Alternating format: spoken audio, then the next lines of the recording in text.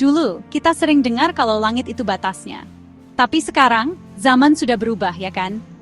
Luar angkasa yang dulu cuma mimpi para ilmuwan, kini jadi tempat yang super penting.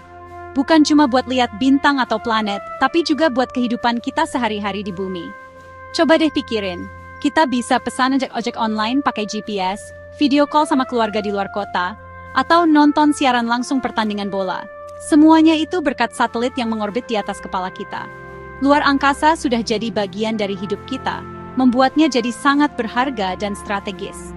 Nah, karena penting banget, negara-negara besar di dunia jadi sadar kalau siapa yang menguasai luar angkasa, dia bisa punya keuntungan besar. Ini bukan lagi soal siapa yang pertama mendarat di bulan, tapi siapa yang paling canggih teknologinya di orbit. Disinilah Amerika Serikat dan China muncul sebagai dua pemain utama. Mereka melihat luar angkasa sebagai medan perang baru, tempat kekuatan militer dan teknologi diadu. Jadi luar angkasa bukan cuma tempat yang damai dan sunyi lagi, tapi sudah jadi arena persaingan yang panas dan penuh dengan kepentingan strategis. Militer modern sekarang sangat bergantung pada teknologi luar angkasa. Bayangin aja, untuk menggerakkan pasukan, memata-matai musuh, sampai meluncurkan rudal, semuanya butuh bantuan satelit. Satelit bisa memberikan informasi intelijen yang akurat, membantu navigasi kapal perang dan pesawat tempur, serta menjaga komunikasi antar pasukan tetap aman. Tanpa satelit, kekuatan militer sebuah negara bisa lumpuh total, seperti buta dan tuli di tengah pertempuran. Makanya, melindungi aset-aset di luar angkasa jadi prioritas utama bagi negara seperti Amerika Serikat. Persaingan ini pun makin memanas setiap harinya. Amerika Serikat yang sudah lama jadi pemimpin di angkasa, kini merasa posisinya terancam. China datang dengan kekuatan ekonomi dan teknologi yang luar biasa, mengejar ketertinggalan dengan sangat cepat. Mereka meluncurkan banyak sekali satelit, mengembangkan teknologi baru, dan secara terbuka menyatakan ambisinya untuk jadi kekuatan dominan di luar angkasa. Perlombaan ini mirip seperti Perang Dingin dulu, tapi arenanya sekarang pindah ke tempat yang jauh lebih tinggi, di antara bintang-bintang. Perlombaan antara Amerika Serikat dan China di luar angkasa ini bukan main-main loh. Mereka berlomba-lomba meluncurkan satelit dengan berbagai fungsi. Ada satelit mata-mata yang bisa mengambil gambar dengan sangat detail dari ketinggian ratusan kilometer, mirip seperti punya kamera super canggih di langit. Ada juga satelit komunikasi yang memastikan pasukan di darat, laut, dan udara bisa terus terhubung tanpa gangguan. China misalnya, sudah punya jaringan satelit yang bisa memantau pergerakan kapal induk Amerika Serikat di lautan luas, membuat setiap pergerakan jadi lebih mudah diawasi. Teknologi yang dikembangkan juga makin bikin kita geleng-geleng kepala. China kabarnya sedang mengembangkan teknologi laser canggih yang bisa melihat tembus ke dalam lautan hingga kedalaman 500 meter. Bayangin, kapal selam yang biasanya bersembunyi di kegelapan laut dalam bisa jadi terdeteksi dari angkasa. Ini jelas mengubah cara perang di laut. Tidak mau kalah, Amerika Serikat melalui Space Force-nya juga terus memperbarui teknologi satelit mereka agar lebih aman, lebih canggih dan sulit untuk dilumpuhkan oleh serangan musuh. Bukan cuma satelit biasa, mereka juga mengembangkan satelit tempur. Ini bukan fiksi ilmiah lagi. Pada tahun 2024, satelit China dilaporkan melakukan manuver yang disebut dogfighting di orbit. Beberapa satelit saling mendekati, mengitari, dan bergerak bersamaan seolah-olah sedang latihan pertempuran. Satelit ini bisa dilengkapi dengan lengan robotik untuk menangkap atau merusak satelit lain, atau bahkan menembakkan proyektil kecil. Konsep ini menunjukkan bahwa pertarungan fisik antar satelit bisa benar-benar terjadi suatu saat nanti. Selain itu, ada juga pengembangan senjata hipersonik yang diluncurkan dari orbit. Pada tahun 2021, China pernah menguji coba kendaraan luncur hipersonik yang mengorbit bumi sebelum meluncur ke targetnya. Senjata ini bergerak dengan kecepatan lebih dari 5 kali kecepatan suara, membuatnya sangat sulit untuk dicegat oleh sistem pertahanan rudal yang ada saat ini. Kemampuan seperti ini memberikan keuntungan strategis yang sangat besar, karena serangan bisa datang dari arah yang tidak terduga, dan dengan waktu peringatan yang sangat singkat. Karena semua negara maju sangat bergantung pada satelit, maka satelit itu sendiri sekarang jadi target utama dalam potensi konflik. Coba bayangkan apa yang terjadi kalau satelit GPS tiba-tiba mati.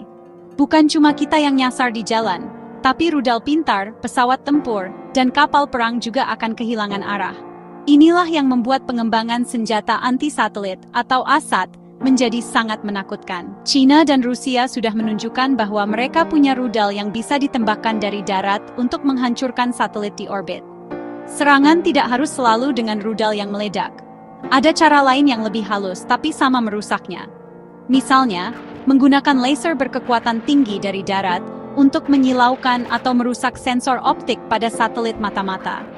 Ada juga teknologi jammer yang bisa mengganggu sinyal komunikasi satelit, membuatnya tidak berguna. Bahkan, serangan siber bisa dilakukan untuk mengambil alih kendali satelit atau mematikannya dari jarak jauh. Ancaman ini nyata dan membuat para petinggi militer di seluruh dunia pusing tujuh keliling. Amerika Serikat, sebagai negara yang paling bergantung pada aset luar angkasa, tentu saja merasa sangat rentan. Mereka punya ratusan satelit militer yang vital untuk menjaga keamanan nasional dan memproyeksikan kekuatan mereka ke seluruh dunia. Jika satelit-satelit ini diserang, kemampuan militer AS bisa lumpuh seketika. Hal ini bisa membuat mereka ragu untuk terlibat dalam konflik di belahan dunia lain, karena risiko kehilangan mata dan telinga mereka di angkasa sangat besar. Ketergantungan inilah yang menjadi titik lemah mereka. Dampak dari perang di luar angkasa ini sangat mengerikan. Kalau satu satelit dihancurkan oleh rudal, ledakannya akan menciptakan ribuan serpihan sampah antariksa yang melayang dengan kecepatan super tinggi. Sampah-sampah ini bisa menabrak satelit lain, baik militer maupun sipil, dan menciptakan reaksi berantai yang disebut Kessler Syndrome. Akibatnya, orbit bumi bisa dipenuhi oleh puing-puing berbahaya yang membuat peluncuran roket atau perjalanan luar angkasa di masa depan menjadi mustahil. Seluruh infrastruktur angkasa yang kita bangun bisa hancur. Melihat semua risiko yang ada, jelas sekali bahwa perang di luar angkasa adalah sesuatu yang harus kita hindari. Dampaknya tidak hanya akan dirasakan oleh militer yang berperang, tapi juga oleh seluruh umat manusia. Kehidupan modern kita sangat bergantung pada layanan satelit. Sistem perbankan global, prediksi cuaca, layanan darurat, siaran televisi, dan koneksi internet di daerah terpencil, semuanya bisa kacau balau jika terjadi konflik di orbit. Kerugian ekonominya bisa mencapai triliunan dolar dan menyebabkan kekacauan di seluruh dunia. Oleh karena itu, menjaga luar angkasa sebagai wilayah yang damai adalah tanggung jawab kita bersama. Perjanjian luar angkasa tahun 1967 sebenarnya sudah melarang penempatan senjata pemusnah massal di orbit. Tapi aturan ini perlu diperbarui untuk menghadapi teknologi senjata baru yang lebih canggih. Negara-negara di dunia, terutama Amerika Serikat dan China, perlu duduk bersama dan membuat aturan main yang jelas. Diplomasi dan dialog harus diutamakan daripada perlombaan senjata yang tidak ada habisnya dan bisa membawa bencana. Kerjasama internasional di luar angkasa sebenarnya punya banyak contoh sukses. Stasiun Luar Angkasa Internasional atau ISS adalah bukti nyata bahwa negara-negara yang bahkan bersaing di bumi bisa bekerja sama dengan damai di angkasa. Proyek-proyek ilmiah bersama, seperti pengamatan teleskop atau misi eksplorasi planet, bisa mempererat hubungan antar negara dan mengalihkan fokus dari persaingan militer ke penemuan yang bermanfaat bagi semua. Ini adalah semangat yang harus kita dorong terus ke depannya. Pada akhirnya, luar angkasa itu terlalu luas dan berharga untuk dijadikan medan perang. Ia adalah warisan bersama milik seluruh umat manusia. Sebuah perbatasan baru yang menawarkan harapan dan peluang tak terbatas.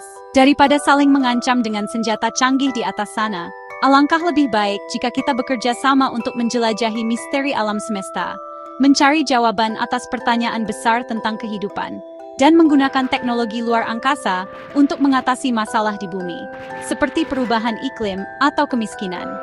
Menjaga perdamaian di angkasa adalah kunci untuk masa depan kita yang lebih baik.